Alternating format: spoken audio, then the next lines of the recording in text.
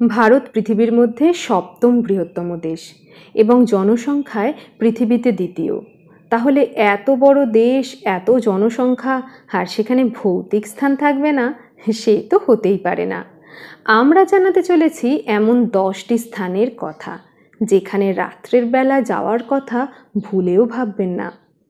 আপনি কি পৃথিবীর আশ্চর্য, অজানা, অদ্ভুত সমস্ত ঘটনা এবং জায়গা সম্পর্কে জানতে চান?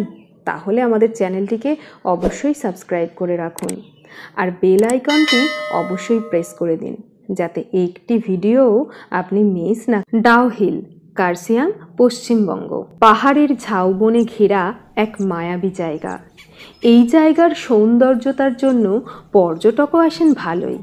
প্রাকৃতিক সৌন্দর্য যেমন এখানে দেখার রয়েছে, তেমনি কান পাতলে শোনা যায় এই জায়গার ভৌতিক বদনামও রয়েছে। ডাউহিল থেকে সেখানকার বন দপ্তরে যাওয়ার এক রাস্তা রয়েছে, যার নাম দেওয়া হয়েছে ডেথ রোড।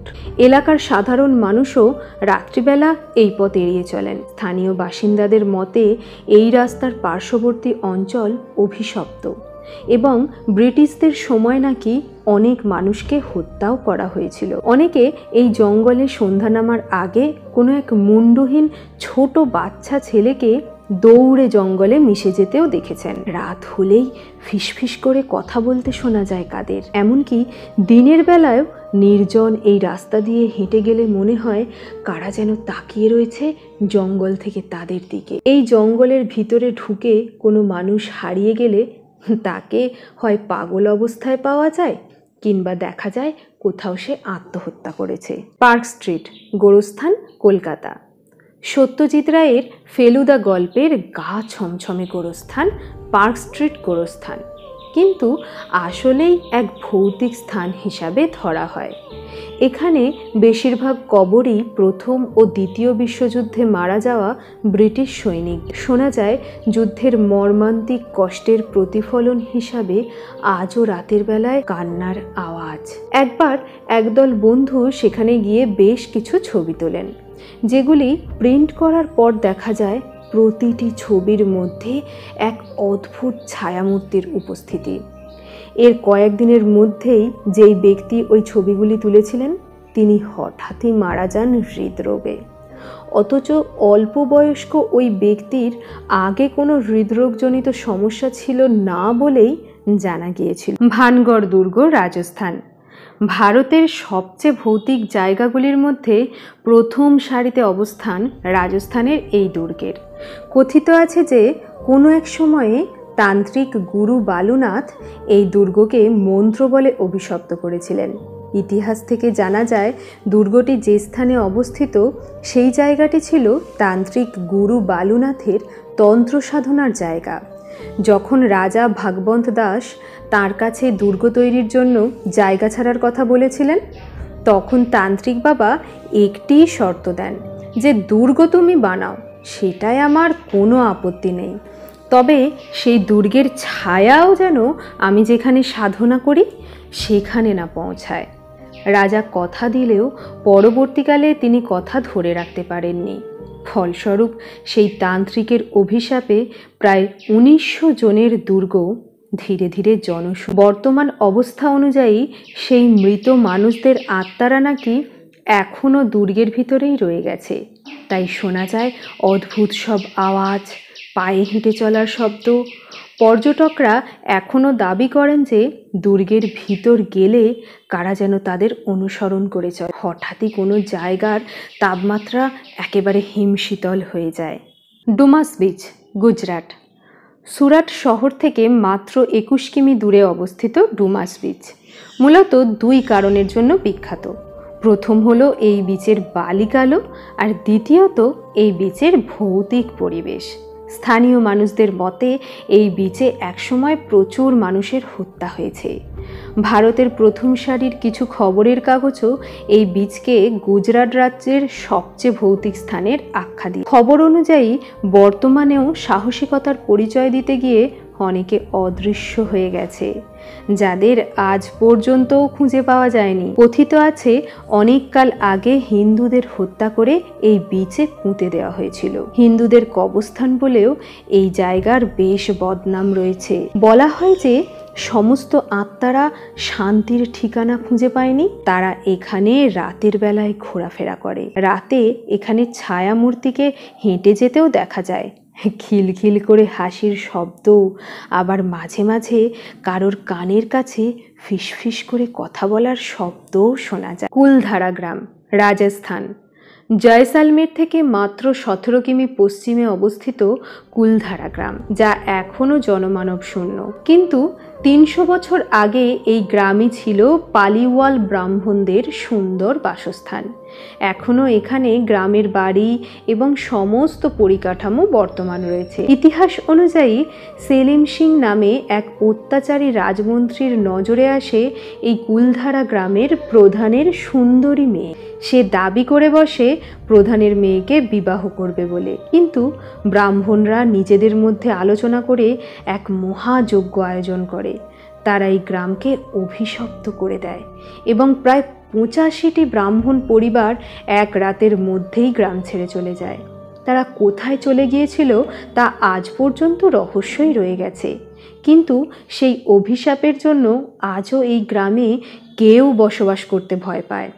বলা হয় এখানে যারা রাত কাটাতে চেয়েছিল তাদের অনেক ছায়ামূর্তি একসাথে তাড়া করে। বলা হয় যে অনেক দিন আগে যারা গ্রাম ছেড়ে গিয়েছিল তাদেরই আত্মারা এখানে এসে বসবাস করে। স্থানীয় লোকেরা এই গ্রামের ধারে পাশে কেউ যায় না। জনবসতি থেকে অনেক দূরেই রয়ে গেছে এই রহস্যময়ী গ্রাম। শনিবার বাড়া দুর্গ, পুনে।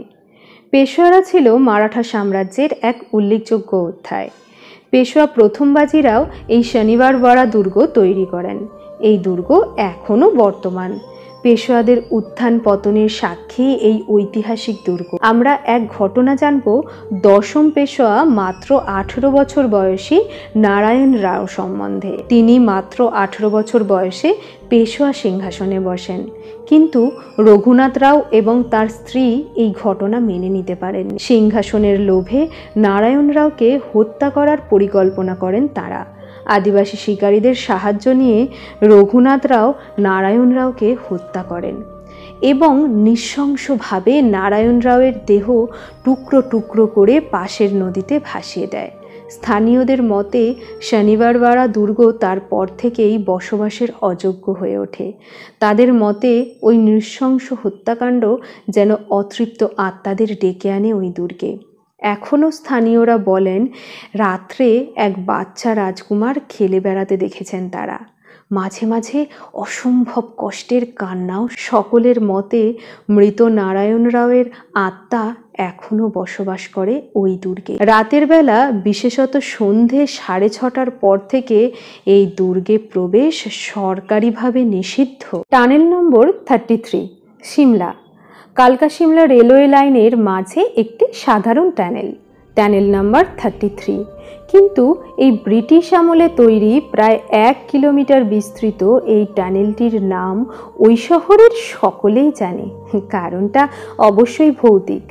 কর্নেল বারোগ নামের ব্রিটিশ ইঞ্জিনিয়ারকে 1898 সালে এই টানেলটি তৈরির কাজ দেওয়া হয় এবং নির্দিষ্ট সময়ে কাজ শেষ করার জন্য কড়া আদেশ দেওয়া হয়। তাই কর্নেল বারোগ পাহাড়ের 2 দিক দিয়ে গর্ত খোঁড়া শুরু করেন, কিন্তু দুর্ভাগ্যবশত তার ভুলের জন্য 2টি সুড়ঙ্গ এক জায়গায় এসে মিলে। ফলস্বরূপ তাকে কাজ থেকে বরখাস্ত করার পাশাপাশি জরিমানাও করা হয়। কর্নেল বারোগ অপমানিত বোধ করে আত্মহত্যার পথ বেছে নেন। পাশের জঙ্গলেই তার দেহ কবর দেওয়া হয় এবং পরবর্তীকালে টানেলটির নাম কর্নেল বারোগের নাম অনুসারে রাখা হয়। কিন্তু তারপর থেকেই বলা হয় যে বারোগের আত্মা ওই টানেলের ভিতর এবং আশেপাশে বসবাস করে। অনেক রেলকর্মী টানেলের ভিতর ঢুকে অস্বাভাবিক আওয়াজ, মানুষের ছুটে চলার শব্দ, এমনকি ছায়ামূর্তিও লক্ষ্য করেছে। অনেকে আবার কর্নেল বারোগকে ঘোড়ায় চড়ে ঘুরে বেড়াতেও নাকি দেখেছেন, কিন্তু আজ পর্যন্ত কোনো ক্ষতি করার খবর পাওয়া যায়নি। আগ্রাসেন বাউলি, দিল্লি। আদতে এটি একটি অগভীর কুয়ো। রাজাদের সময়ে স্নান করার জায়গা হিসাবে ব্যবহৃত হতো এটি। প্রায় 108টি সিঁড়ি বেয়ে নিচে নামলে তবেই জল পাওয়া যায়, কালো জল।